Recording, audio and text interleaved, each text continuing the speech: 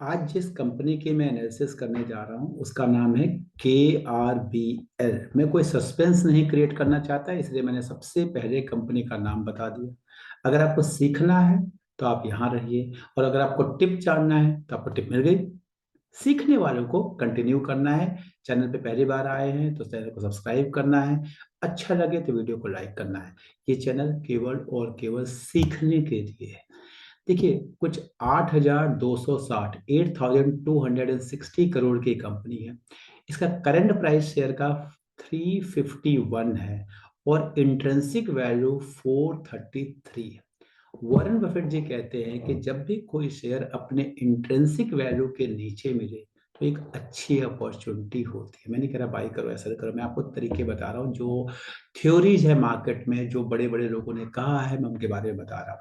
Intrinsic value निकालने के बहुत सारे तरीके होते हैं। वॉरेन बफेट जी का तरीका कुछ और हो सकता है और ये स्क्रीनर का कुछ और हो सकता है, लेकिन यहाँ पे फर्स्ट आईज में मुझे दिख रहा है, फर्स्ट लुक में मुझे दिख रहा है कि ये मुझे इंट्रिंसिक वैल्यू के नीचे मिल रहा है। दूसरा देखता हूं मैं, ROC 20% का है, ROE 16% का है, जो एक बहुत अच्छा माना जाता है। प्रमोटर्स की होल्डिंग जो है वो 60% है, बहुत अच्छी होल्डिंग मानी जाती है।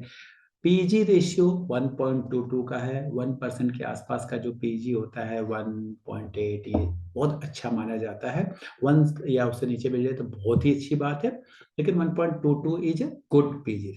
ईपीएस ग्रोथ देखेंगे पिछले 10 सालों से करीब करीब 20% का है। अच्छा नहीं, ये बहुत अच्छा है। और जो इसने हाई बनाया था इस साल वो 471 का था, लो बनाया था वो 320 का है, और ये अपने लो के आसपास 351 पे अवेलेबल है। कभी भी ना भागते हुए शेयर को जब लोग खरीदते हैं कि भाग गया उसको पकड़ते हैं तो कई बार फंस जाते हैं। मैं इस थियरी को बिलीव करता हूं कि हमें शेयर हमेशा करेक्टेड प्राइस पे खरीदनी चाहिए। आगे बढ़ते हैं। अगर मैं इसके पी को देखूं, अगर आप इसके पी को देखेंगे तो ये लगभग लगभग अपने एवरेज पी के आसपास ट्रेड कर रहा है। इसका एवरेज पी है 12.6 और करंट पी है 12.3, यानी अपने एवरेज पी के आसपास ट्रेड कर रहा है। ये बहुत महंगा नहीं है और बहुत सस्ता भी नहीं है। As if I see the PE, price earning ratio को मैं देखता हूँ तो अब मैं इसको पीबी के टर्म्स पे देखता हूँ, प्राइस टू बुक वैल्यू के टर्म पे देखता हूँ, बिकॉज ये एक ओल्ड एज और न्यू एज कंपनीज का कॉम्बिनेशन है। ऐसा मैं क्यों कह रहा हूँ? इनके लिए आपको पता है राइस ये क्या करते हैं मेनली, ये आपकी एक राइस कंपनी है, तो प्लांट फैक्ट्री मशीनरी ये है, और इनकी एक मार्केटिंग है, एक ब्रांड है, वो एक न्यू एज का कंसेप्ट है, तो उसका एक कॉम्बिनेशन है जिसपे ये वर्क करते हैं। क्योंकि इनका जो राइस बिकता है वो only because of branding. Rice तो एक कमोडिटी है, मैं बेचूं आप बेचो बात, लेकिन why of KRBL only? Because of branding. आप इनके ब्रांड्स को देखेंगे तो आपको पता चलेगा कि हाँ, मार्केट में लोग जाते हैं और इनके नाम से, उस ब्रांड के नाम से खरीदते हैं। चलिए, तो प्राइस टू बुक वैल्यू अगर मैं देखता हूं तो ये भी मुझे अपने 10 साल के जो एवरेज है उसके नीचे मिल रहा है।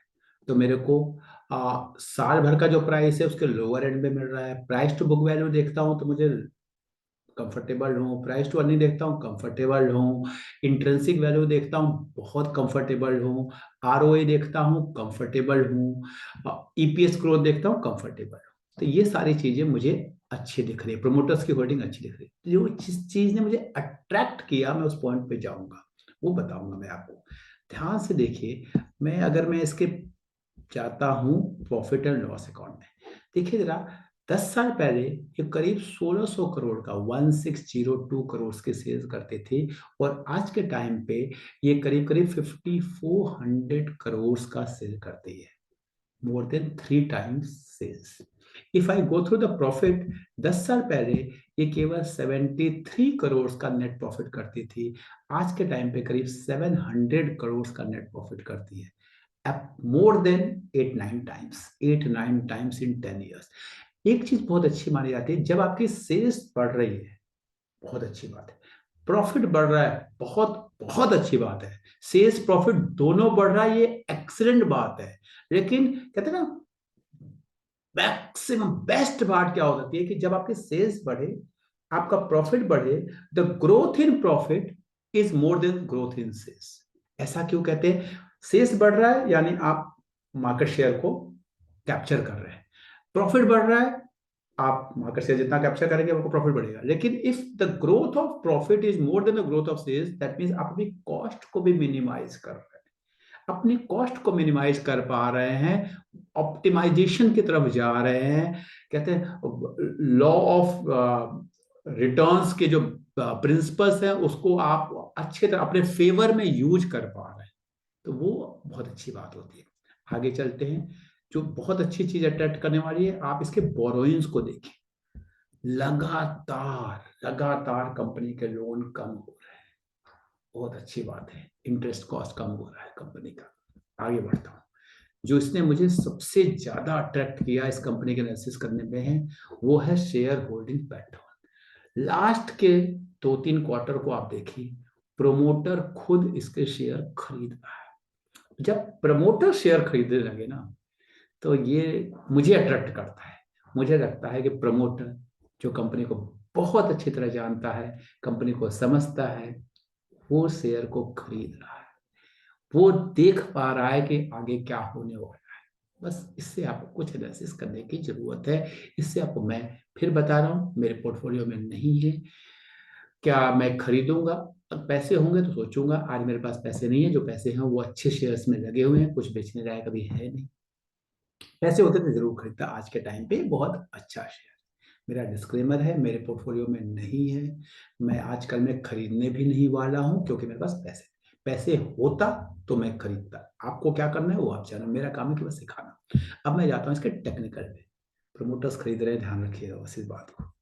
आगे बढ़ते हैं। जब मैं टेक्निकल देखता हूँ, तो टेक्निकल का एक बहुत अच्छे थियरी है, उसे कहते हैं कप विद हैंडल या रिवर्स हेड एंड शोल्डर। बड़ा प्यारा कप विद हैंडल और रिवर्स हेड एंड शोल्डर्स के अंदर दोनों बना हुआ है। मैं आपको दिखा रहा हूं कैसे। इसको अगर आप समझ पाए, देख पाए, तो देखिए बहुत। और उसी प्राइस पे क्या होता है कि एक बार बन गया, उसके बाद ब्रेकआउट दे दिया। देखिएगा ध्यान से, ये देखिए मैं आपको दिखाता हूं। ये एक, आप इसको लेफ्ट शोल्डर मानना है, ये आपका एक कप बना और ये उसका एक हैंडल। Cup with handle. अगर मैं इसको एक लेफ्ट शोल्डर मानता हूं तो लेफ्ट शोल्डर, फिर हेड, और फिर उसके बाद ब्रेकआउट दिया, कंफर्मेशन दिया। और इसका जो टारगेट है, इसका जो टारगेट है, ये करीब करीब करीब करीब 65% का टारगेट है। इस पॉइंट से 65% अगर मैं लेता हूं, तो ये कहीं जाता है, मेरा वैल्यू आती है इसकी कुछ 580 वस्से के आसपास।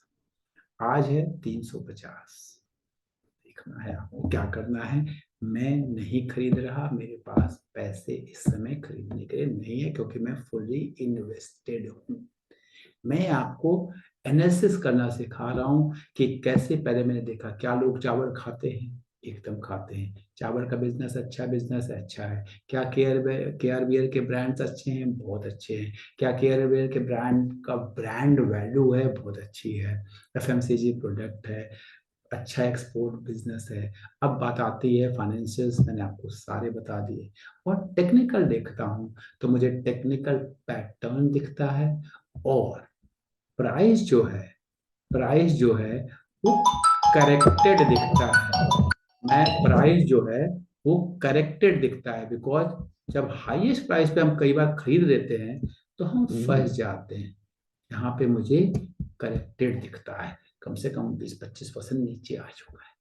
ये एक बहुत अच्छा एंट्री पॉइंट होता है। जनरली लोग भागते हुए शेयर को खरीदते हैं और ऊपर जाके कहीं फंस जाते हैं। ऐसे ही गलती नहीं कर।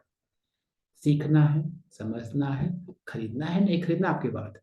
सीखना कैसे, जानना है। अगर जानना है तो चैनल में बने रहिए, वीडियोज आते रहेंगे। मेरा काम है आपको सिखाना। मैं एक टीचर हूँ, मैं स्टॉक ब्रोकर नहीं हूँ, मैं कोई इंश्योरेंस ब्रोकर नहीं हूँ, मैं कोई कोई भी प्रोडक्ट बेचता नहीं।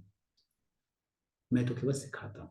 सीखना है तो चैनल पर बनाइए, लोगों को जोड़िए, स्टूडेंट्स को जोड़िए, फ्रेंड्स को जोड़िए। हमारा चैनल ग्रो करेगा और हम आगे सीखते जाएंगे। बहुत कुछ सीखा, प्रॉमिस करता हूँ। अपने 20 साल के एक्सपीरियंस को चैनल के थ्रू आप लोगों तक पहुंचने की कोशिश करूंगा।